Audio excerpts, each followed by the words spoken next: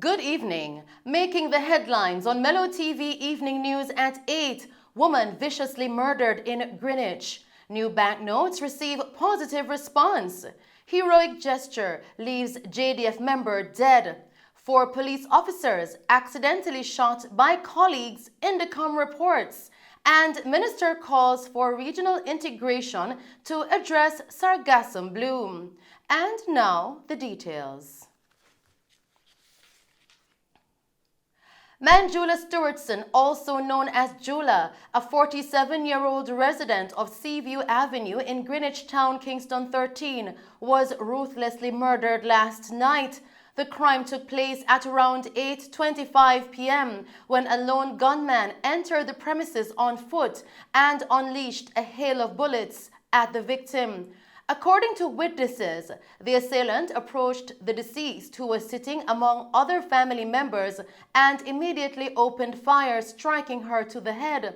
As Manjula Stewartson fell to the ground, the shooter continued firing shots at her head, then escaped on foot.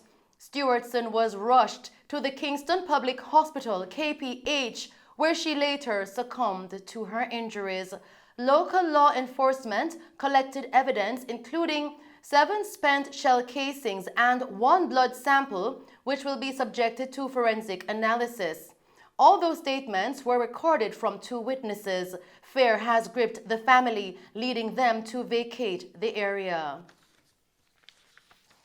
In other news tonight, a member of the Jamaica Defense Force, JDF, was fatally shot this morning in Millsboro, St. Andrew. The victim has been identified as Major Bonnie Paul Williams, an officer in the Army who served as the Brigade Medical Officer in the Jamaica National Reserve. According to reports coming into our news center tonight, Major Williams was on his way home at around 5 a.m. when he intervened to thwart a robbery in the area. He was then fatally shot near his car. We will bring you further updates to this developing story as more information becomes available. Continuing with the news tonight, a former manager at the Harvard Medical School morgue, along with his wife and 3 others, have been indicted for the theft and sale of human body parts. Federal prosecutors in Pennsylvania made the announcement yesterday. According to court documents, Cedric Lodge, aged 55, from Goffstown, New Hampshire, allegedly stole dissected portions of bodies donated to the school between 2018 and early 2023. Authorities state that the body parts were taken without the school's knowledge or permission.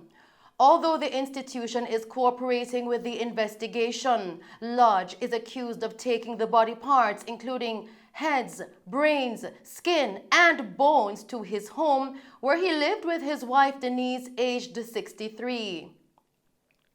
Further to this, some of the remains were reportedly sent to buyers by mail. It is also alleged that Lodge allowed buyers to visit the morgue to select which remains they wanted to purchase.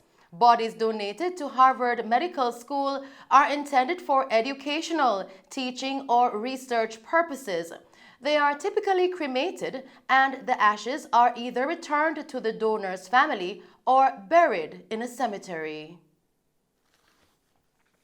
Still making Mello TV news tonight, according to the Independent Commission of Investigations, Indicom, a total of 4 officers were mistakenly shot and injured by their colleagues between January and March of this year. During a press conference, Assistant Commissioner Hamish Campbell highlighted that these incidents continue to occur regularly, as Indicom records them annually. The 4 injured officers are included in the 25 individuals shot and wounded by police during this period. Campbell emphasized that Indicom consistently receives reports of police accidentally shooting themselves, raising concerns about possible alleged carelessness or negligence within the Jamaica Constabulary Force. He noted that such incidents involve a subset of officers who unintentionally shoot themselves in the leg or foot.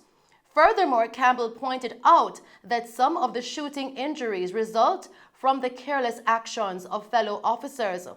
Although no fatalities have occurred in these circumstances, he emphasized the potential risks involved. Indicom's Assistant Commissioner stressed the critical importance of police officers maintaining control over their weapons and learning to use them safely in all situations without causing unintended harm to others. Still making the news tonight, scores of Jamaicans gathered at the Bank of Jamaica (BOJ) in Kingston today to exchange their old currency for the new polymer banknotes. The individuals traveled from various locations, describing the new banknotes as a good thing. BOJ's Governor Richard Biles, who was present at the event, expressed his delight at the positive response from the public. He highlighted the enhanced security features of the new banknotes and their tactile design, making it easier to differentiate between denominations. Now, Biles expressed pride in the new notes as he anticipated that Jamaicans would appreciate them. In addition to the BOJ, banks across the country also provide access to the new banknotes. The new banknote denominations are 50, 100, 500, 1,000, 2,000, and $5,000. Continuing with the news. Today, Senator Matthew Samuda, Minister without portfolio in the Ministry of Economic Growth and Job Creation, participated in a panel discussion at the second session of the Greater Caribbean EU Regional Conference on Sargassum in Santo Domingo, Dominican Republic. During the discussion, Minister Samuda stressed the need for regional integration and coordination to address the Sargassum issue, highlighting early warning systems and data collaboration. The minister also emphasized the financial challenges and proposed targeting the Adaptation Fund. Although Jamaica has not experienced the same level of sargassum as neighboring countries, Minister Samuda noted that certain regions of the island, particularly the northeastern and south central areas, have been significantly affected. The fisheries sector has faced challenges, leading the government to explore solutions for early detection and support for fishermen. Now the country is actively exploring commercial-scale opportunities that would enable the economical removal of sargassum. The conference brings together stakeholders managing coastlines and conducting sargassum research. Authorities have arrested 2 individuals out of 3 believed to be responsible for a series of robberies after stealing a taxi in Pembroke Hall, St. Andrew. The criminals, who were part of a robbery spree, targeted a woman and her young daughter on their way to school, causing great concern in the community. One bystander shared his experience with the thieves. What the 2 boys come on, see? When them come on, them stand up out there so. And then one of them come to me and say, sell me a cigarette. But you see when the 2 boys come on, like a spirit, you tell to me, say, you know, say them boys are not right. Me never see them boys before. But anyway, one of them walk off to me and buy a cigarette. And when me sell him the cigarette, him go over there, so the next one, come now and buy a cigarette for me too. And come here. And walk over there. After that, then the next boy now, in the hoodie, walk come on. And when he come buy 2 cigarettes for me and go behind the car and go stand up. After him take out that now, they move to the car and say, who drive a car? The same one say, who drive a car? So the next one said to him, say, move towards the car. And then the boy in the hoodie now, they right there so now, behind the car, come out with him phone and say, send me phone, boss, I'm going to phone me, I'm going to phone me. And say, you can't drive, go in the car and drive. And him go in the car and drive. I saw them, so come, I saw it go. The taxi driver whose car was stolen shared his encounter and the recovery of his vehicle.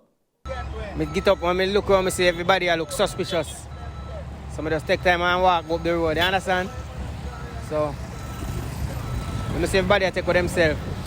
So they walking around the yard. Coming if them a go fire shot or nothing, cause them say don't move. So them jumping up with that the taxi man car with it start. Cause him did already ready to move for go away.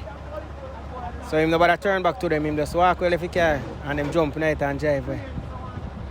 So I saw me jumping in my car and I want to chill them. So I saw them come up the road and collide in the policeman car. But I me still assist the policeman to go catch them. So I catch one and two get escape. But them not really come from foot still, because they have a next car. So most likely are two gone. You understand? So that's why they. The robberies took place in Pembroke Hall and ended in Queensbury, St. Andrew. And that's our news package for you tonight. Thank you for tuning in to Mello TV Evening News at 8. I am Shelley Hill. Do stay safe, pleasant viewing, and thanks for watching.